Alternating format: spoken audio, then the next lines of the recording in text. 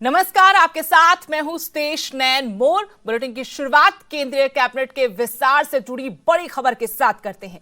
Cabinet विस्तार से पहले कई बड़े मंत्रियों ने अपना इस्तीफा दे दिया है। स्वास्थ्य मंत्री हर्षवर्धन ने भी इस्तीफा दिया है। शिक्षा मंत्री रमेश पोखरियाल निशंक ने भी इस्तीफा दिया है। श्रम मंत्री संतोष गंगवार ने भी अपना इस्तीफा दे दिया है। रतनलाल कटारिया ने भी इस्तीफा सौंप दिया है। स्वास्थ्य राज्य मंत्री अश्विनी चौबे ने भी इस्तीफा दिया है। ये बड़े चेहरे जिनकी कैबिनेट से छुट्टी हुई है। शाम 6 बजे मोदी कैबिनेट का विस्तार होना है, उससे पहले इन मंत्रियों ने अपना इस्तीफा दे दिया है। सबसे पहले बड़ा नाम स्वास्थ्य मंत्री हर्षवर्धन सिंह का, जिनकी तरफ से इस्तीफा दिया गया है। इसके बाद शिक्षा मंत्री रमेश पोखरियाल, स्वास्थ्य उनका काफी लंबे वक्त से खराब चल रहा है।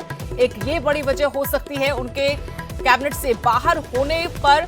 श्रम मंत्री संतोष गंगवार ने भी अपना इस्तीफा दिया है। वहीं हरियाणा से एकमात्र जो कैबिनेट के चेहरे थे रतनलाल कटारिया, उन्होंने भी इस्तीफा दे दिया है।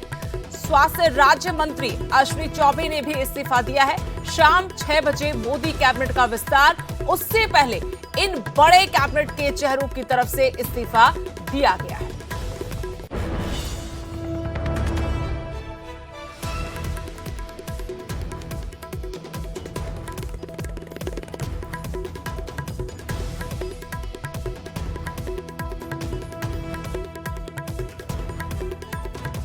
तो बड़ी खबर आपको बता रहे हैं, शाम को 6 बजे कैबिनेट विस्तार पर जो बैठक होनी है, उससे पहले तमाम बड़े चेहरों ने इस्तीफा दिया है। इनमें सबसे पहला नाम देश के स्वास्थ्य मंत्री हर्षवर्धन सिंह का, उन्होंने इस्तीफा दे दिया है।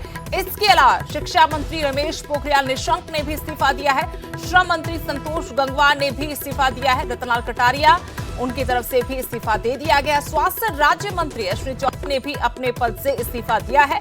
आपको बता दें कि शाम 6 बजे कैबिनेट की विस्तार को लेकर ये बैठक होगी, चर्चा होगी, और उससे पहले ये तमाम हलचलें आपको लगातार न्यूज 18 पंजाब, हरियाणा, हिमाचल के जरिए बता रहे हैं कि किस तरीके से कैबिनेट विस्तार होगा, और उससे पहले इन बड़े चेहरों की मोदी कैबिनेट से छुट्टी।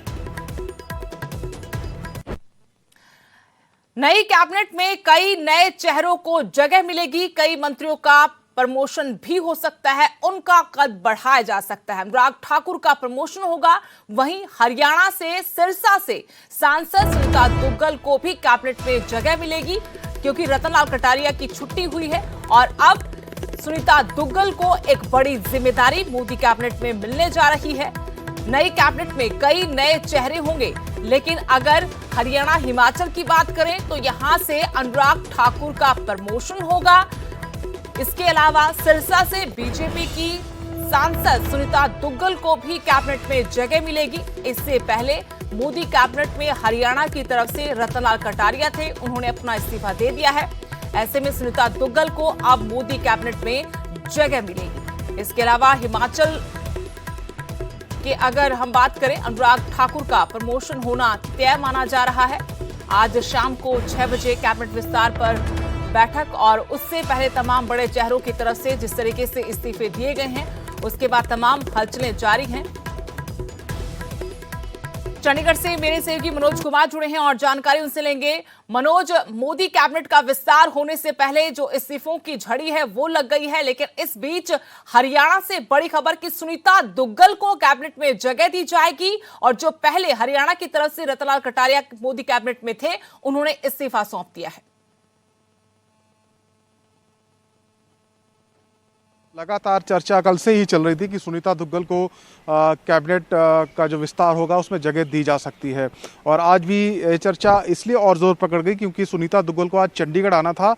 यहाँ मुख्यमंत्री मनोहर लाल ने सभी सांसदों की, विधायकों की और जिलाध्यक्षों की बैठक बुलाई थी, लेकिन वो दिल्ली में मौजूद रही और वीडियो कॉन्फ्रेंसिंग के माध्यम से यहाँ जुड़ी। सुनीता दुग्गल से हमारी बात भी हुई, हालांकि उन्होंने इसकी पुष्टि नहीं की, लेकिन उन्होंने ये ज़रूर माना कि वो दिल्ली में हैं और वीडियो कॉन्फ्रेंसिंग से जुड़ेंगी। इस बीच जो राज्य मंत्री हैं, केंद्रीय राज्य मंत्री रतनलाल कटारिया, उन्होंने इस्तीफा दिया है, ऐसी जानकारी आई है। और इसके बाद ये लगातार चर्चा फिर से तेज हो गई है, क्योंकि हरियाणा के कोटे से फिलहाल 3 मंत्री हैं केंद्र में, और रतनलाल कटारिया के इस्तीफे का मतलब ये है कि किसी और को यहाँ से मंत्री बनाया जाएगा। और वो जो नाम है वो सबसे आगे है सुनीता दुग्गल का नाम। हालांकि ब्रजेंद्र सिंह का नाम भी लिया जा रहा था, लेकिन ब्रजेंद्र सिंह के नाम की चर्चा फिलहाल नहीं हो रही है, लेकिन सुनीता दुग्गल के नाम की चर्चा ज़रूर है। इस बीच रतनलाल कटारिया ने इस्तीफा दिया है, क्योंकि दलित कोटे से वो मंत्री थे, दलित समाज से आते हैं, तो सुनीता दुग्गल उस क्राइटेरिया में भी फिट बैठती हैं, क्योंकि वो भी दलित समाज का ही प्रतिनिधित्व करती हैं। और इस बीच नरेंद्र मोदी जो प्रधानमंत्री हैं, उनकी सोच यही है कि इस बार युवा चेहरों को, योग्य चेहरों को, पढ़े लिखे चेहरों को जगह अपने कैबिनेट में दें। इसी कड़ी में माना जा रहा है कि सुनीता दुग्गल का नाम मंत्रिमंडल में शामिल हो सकता है। हालांकि इसकी पुष्टि अभी नहीं है, लेकिन चर्चा इस बात की बहुत ज़्यादा है। जी, लेकिन मनोज, इसके अलावा कि वो एक युवा चेहरा है, क्या वो अधिकारी रही हैं और सिरसा में पहली दफा, जिसे इनेलो का गढ़ कहा जाता है, वहां पर कमल खिला, ये एक बड़ी वजह हो सकती है कि सुनीता दुग्गल को मोदी कैबिनेट में शामिल किया जाए? जी बिल्कुल। देखिए, सुनीता दुग्गल की बात करें तो वो इनकम टैक्स अधिकारी रही हैं। काफ़ी लंबे समय तक उन्होंने इनकम टैक्स ऑफिसर के रूप में हरियाणा में ही सेवाएं दी हैं। और 2014 का जब लोकसभा चुनाव था, तब उन्होंने अपनी जो नौकरी है उसको छोड़कर बीजेपी में वो शामिल हुई। हालांकि उस वक्त बीजेपी का हरियाणा जनहित कांग्रेस के साथ गठबंधन था, और गठबंधन के नाते सिरसा की जो लोकसभा सीट है वो भाजपा के खाते में चली गई थी, इसलिए वो चुनाव नहीं लड़ पाई। हालांकि 2014 का जब विधानसभा चुनाव हुआ तो वो चुनाव लड़ी, और बहुत कम अंतर से, करीब 550 के अंतर से वो चुनाव हार गई थी। लेकिन इस बार 2019 का जो लोकसभा चुनाव हुआ, बीजेपी ने उनको टिकट दिया और वो चुनाव जीती भी। तो युवा हैं, महिला हैं, पढ़ी लिखी हैं, सेवा में रही हैं, इनकम टैक्स अधिकारी रही हैं, दलित समाज से आती हैं, ये सारे क्राइटेरिया फिट बैठते हैं, तो सुनीता दुग्गल मंत्री बन सकती हैं। अभी भी ऐसे कयास लगाए जा रहे हैं, और खासकर रतनलाल कटारिया के मंत्री पद से इस्तीफा देने के बाद इन चर्चाओं को और जोर मिला है। जी, शुक्रिया मनोज तमाम जानकारी के लिए। तो नई कैबिनेट में नए चेहरों को जगह दी जाएगी, कई मंत्रियों का कद भी बढ़ सकता है। हिमाचल से अनुराग ठाकुर का नाम इन चर्चाओं में है कि उनका प्रमोशन होगा। वहीं हरियाणा से सुनीता दुग्गल को मोदी कैबिनेट में जगह मिल सकती है, क्योंकि रतनलाल कटारिया की छुट्टी हुई है। ऐसे में सुनीता दुग्गल को मोदी कैबिनेट में शामिल किया जा सकता है। तो बड़े चेहरों के इस्तीफे के बाद अब कयास ये लगाए जा रहे हैं कि किन बड़े चेहरों का प्रमोशन होगा, किनकी जिम्मेदारी बढ़ाई जाएगी, और कौन से नए युवा चेहरे मोदी कैबिनेट में शामिल किए जाएंगे, ताकि प्रधानमंत्री नरेंद्र मोदी के एजेंडे को सही साबित किया जा सके और जो योजनाएं हैं उन्हें सिरे चढ़ाया जा सके। तमाम बड़े वादों के साथ बीजेपी एक बार फिर से सत्ता पर काबिज हुई थी, और परफॉर्मेंस के आधार पर भी कई बड़े चेहरों की कैबिनेट से छुट्टी हुई है। ऐसे में माना यही जा रहा है कि काम के आधार पर ही अब मोदी कैबिनेट में नए चेहरों को शामिल किया जाएगा, जो युवा हो, ऊर्जावान हो, अनुभव भी हो।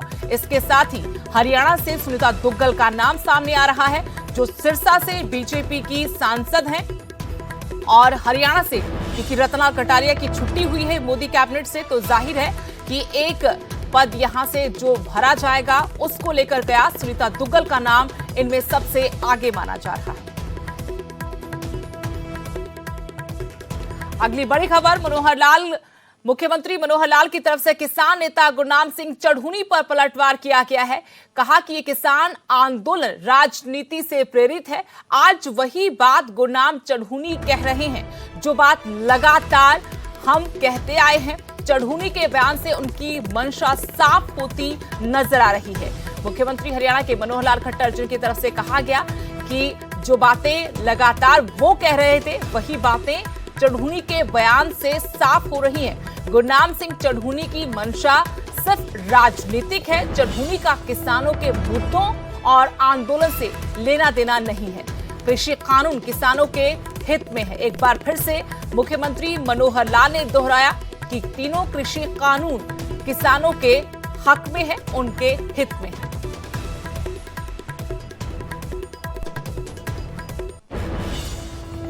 कहते हैं वही उन्होंने कही है, उसमें कौन सी दो बड़ी बात है।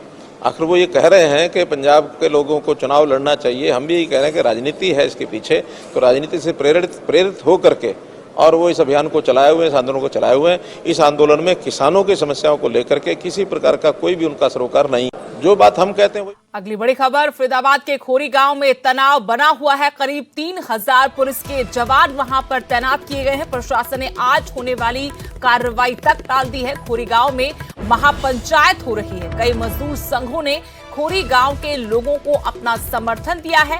बड़ी तादाद में लोग खोरी गांव पहुंच रहे हैं। आपको बता दें कि सुप्रीम कोर्ट के आदेशों के बाद प्रशासन ने यहां पर अतिक्रमण हटाने की कार्रवाई आज शुरू करनी थी, लेकिन उससे पहले गांव में भारी तनाव देखा गया। बड़ी तादाद में लोग इकट्ठा हो गए। यहां तक कि कई मजदूर संघ भी इस गांव के लोगों के समर्थन में आ गए।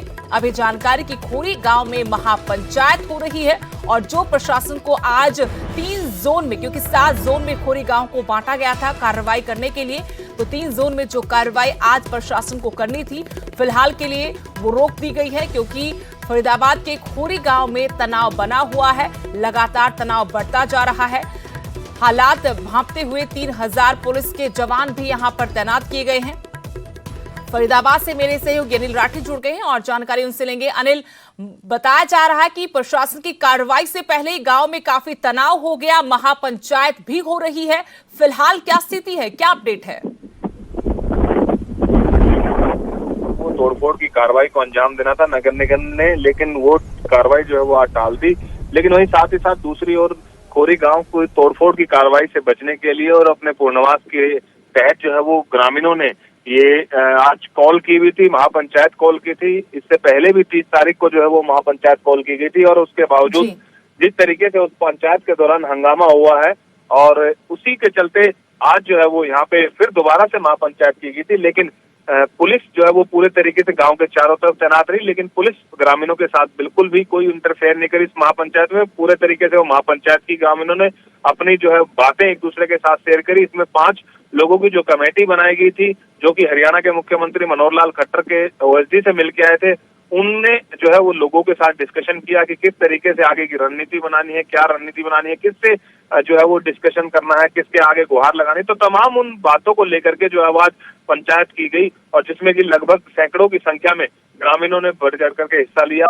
सरकार के खिलाफ वहीं जमकर नारेबाजी भी की, सरकार के खिलाफ कहीं न कहीं रोष भी दिखाई दिया लोगों में। उन्होंने साफ तौर से कहा कि हमें अपने आशियाने बचाने हैं और हर संभव प्रयास हमारा यही है कि हमारे आशियाने जैसे हैं, यानी कि एज इट इज सरकार को कोई न कोई ऐसी पॉलिसी निकालनी चाहिए हमारे आशियानों के लिए कि जिसके तहत हमारे जहाँ मकान है उन्हीं की जगह पे जो है वो, जहाँ झोपड़ी है उन्हीं की जगह पे मकान बना करके सरकार दे। क्योंकि हरियाणा सरकार ने देखिए ये कहा कि उन लोगों से कि जाकर के आप लोगों को जो है आशियाना के फ्लैटों में शिफ्ट किया जाएगा, लेकिन वो जो है लोग यहाँ के ग्रामीण इस बात पे एग्री नहीं है। उन लोगों का कहना है कि हमारे जहाँ मकान है, क्योंकि पिछले 30 सालों से हम लोग यहीं पे रह रहे हैं, पिछले 30 सालों से हम इसी जगह पे रह रहे हैं, तो इसीलिए हमारा मकान जो है वो यहीं पे दिया जाए। तो इसी को लेकर के सुदेश जी देखिए आज भारी संख्या में पुलिस बल तैनात किया गया, गांव के चारों तरफ जो है पुलिस बल तैनात किया गया। हालांकि जो कार्रवाई है वो आज नहीं हो पाई, लेकिन ये महापंचायत पूरे तरीके से आयोजन हुआ और इसमें कई जो है वो मजदूर संगठन के लोग भी जो है वो वहां पे पहुंचे थे